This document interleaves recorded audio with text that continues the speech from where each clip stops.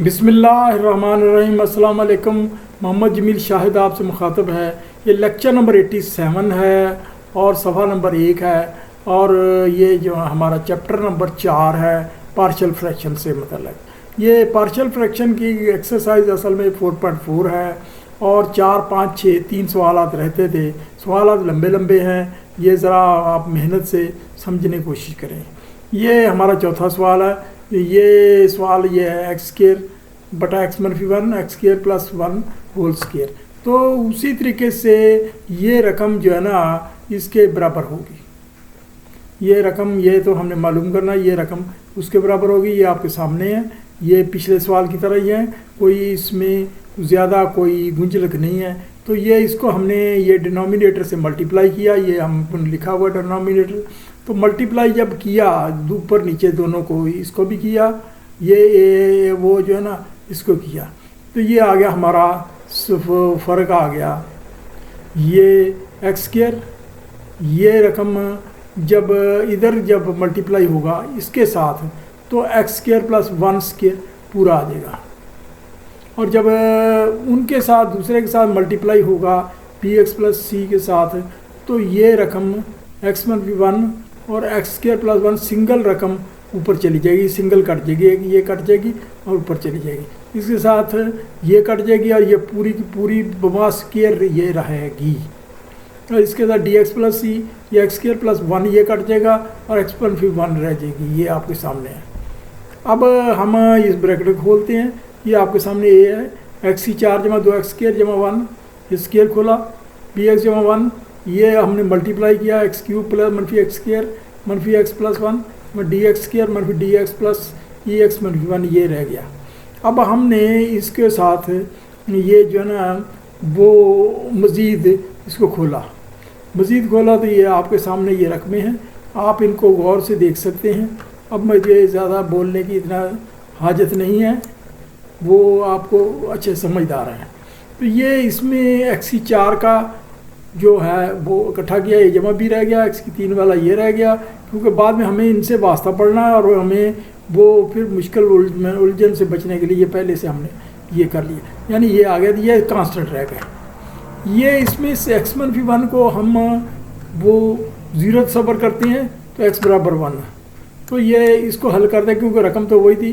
तो ये जो है ना एक्स -1 एक्स प्लस 1 ये 0 हो गया, ये भी 0 हो गया, तो ये दो रकमें तो 0 हो गई। तो ये हो गया x1 और ये आ गया हमारा ये जो है ना इधर, तो वो जो है ना वो जो है ना ये 1 का वो स्क्वायर हो जाएगा। फाइनली ये देखें आप, ये आ जाएगा हमारा 1 का स्क्वायर, क्योंकि 1 है तो ए 1 स्क्वायर प्लस 1, तो 1 और 1 2 का स्क्वायर 4, तो ये तो अप्रोक्स में कट गए, तो ए बराबर ये 4 हो गया, तो 4 ए बराबर 1 और ए बराबर 1/4 ए बड़ा। अब हम कांस्टेंट को कंपेयर करते हैं, उसी तरह से रिस्पेक्टिवली हमने कंपेयर किया। A plus B is equal to 0। ये एक्स की 4 के जो है ना अगर आप देखें कांस्टेंट, तो वो जो है ना आप देख सकते हैं एक्स की 4 के कांस्टेंट्स।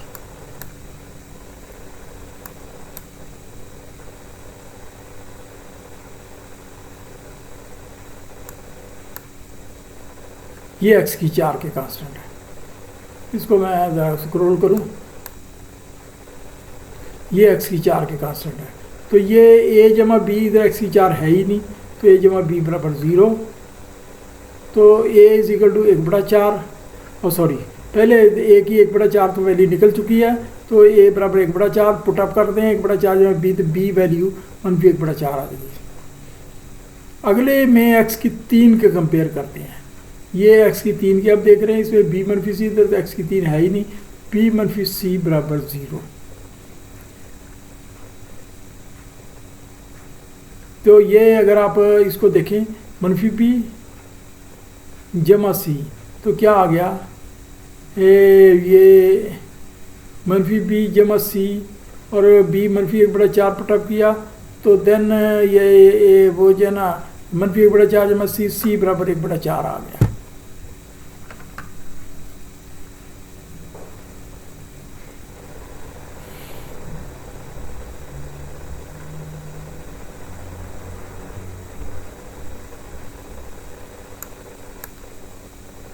ये अगला हमारा है, हमने एक्स स्क्वायर के कंपेयर किए, एक्स स्क्वायर के हम कंपेयर करते हैं, एक्स स्क्वायर के कंपेयर किए तो ये तमाम रकम इधर 1 है, एक्सपोनेंट और सॉरी कोफिशेंट, तो ये सारे 1 के बराबर हो गए। 2a जमा b जमा c जमा d बराबर 1, तो वैल्यू हमने ए बी सी डी की जो पहले निकाली वो पुटअप की, ये ए बी सी डी की वैल्यू निकाली तो d बराबर आ गया 1/2। आगे हम x के कंपेयर करते हैं तो उधर तो है ही नहीं 0, b जमा c जमा d ये 0 के बराबर हो गया। आप वो जो है ना अपनी लिखी रकम में से देख सकते हैं, ये देखें ये इधर 0 के बराबर हो गया।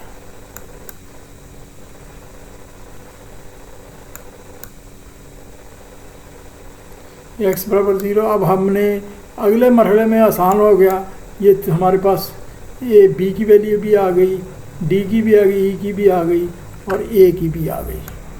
ये हमारे पास ए की भी वैल्यू आ गई है 1/4, तो ये वैल्यू पुटअप की है। अब देखें उसी तरह से वो रकम लिखकर हमने अपने अपने बटा कर अपने वैल्यू पुटअप कर दी है, ये वैल्यू पुटअप कर दी है। तो ये इसको अगर देखें 1/4 कॉमन आया, 4 तो इधर आ गया, ये यहाँ आ गया, तो 1 इधर रह गया। इसमें 1/2 कॉमन लिया, x - 1 ये रह गया, 4 इधर नीचे आ गया इसी तरह से। और ये 1/4 तो पहले से लिखा, इसका 1/4 ये आ गया और इसका 1/2 ये आ गया, तो ये हमारी फाइनल जवाब आ गया।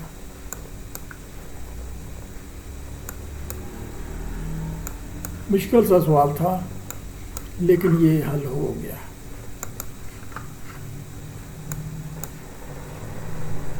ये 5वां हमारा सवाल है, उसी किस्म का है लेकिन ये ज़रा मुश्किल था तो जो ज़्यादा मांग रहा था।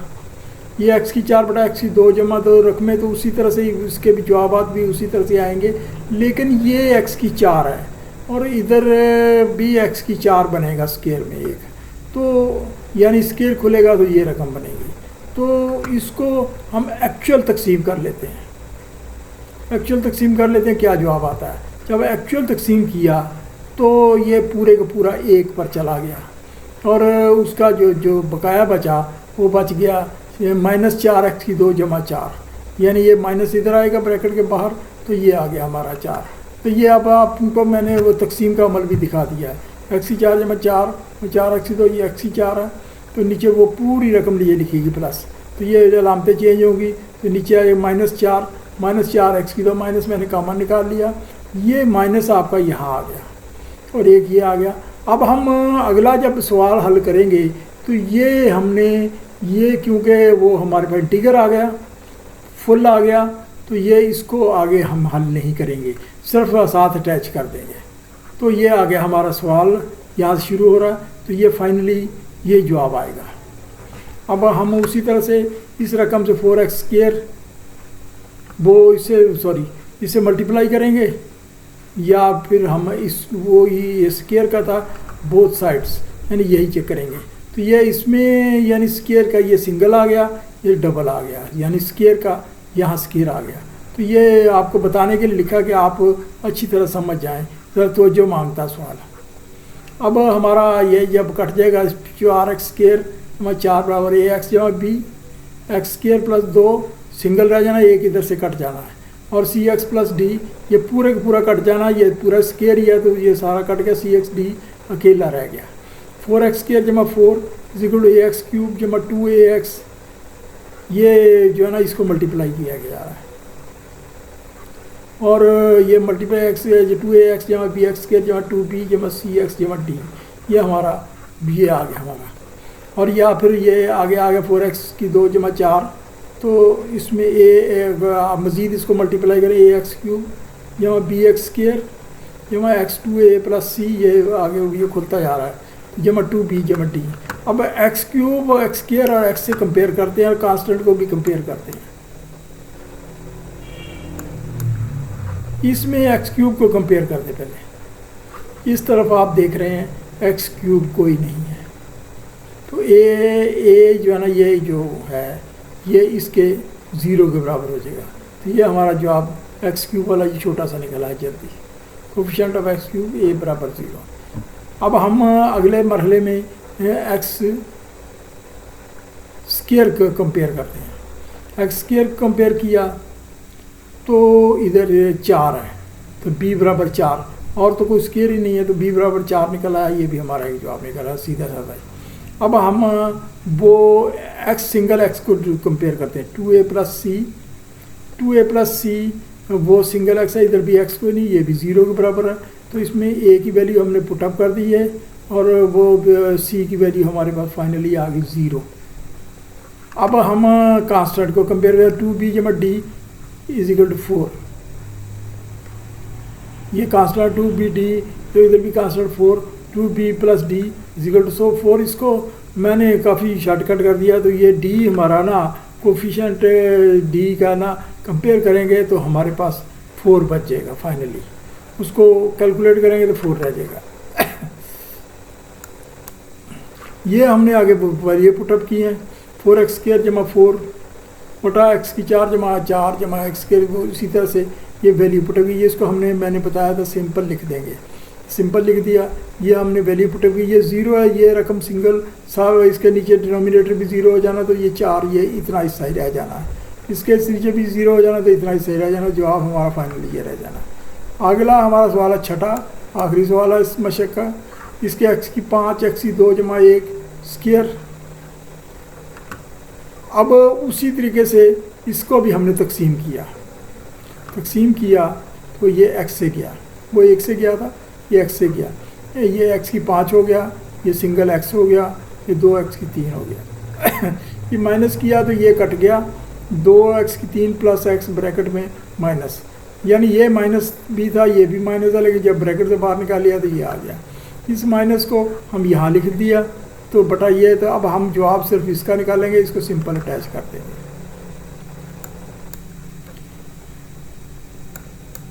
टू एक्स की 3 जमा x बटा x स्क्वायर प्लस 1 स्क्वायर, तो ये इसके बराबर लिखा जाएगा जैसे पिछले सवालों में लिखा।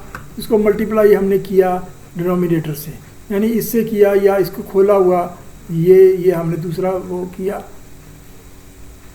यानी ये स्क्वायर वाला समझ लें या स्क्वायर खोला हुआ समझ लें, किसी से भी मल्टीप्लाई किया, तो मल्टीप्लाई किया तो ये तो पूरा कट गया इससे, तो इसमें ये हिस्सा कट गया, तो एक हिस्सा रह गया, एक पार्ट रह गया।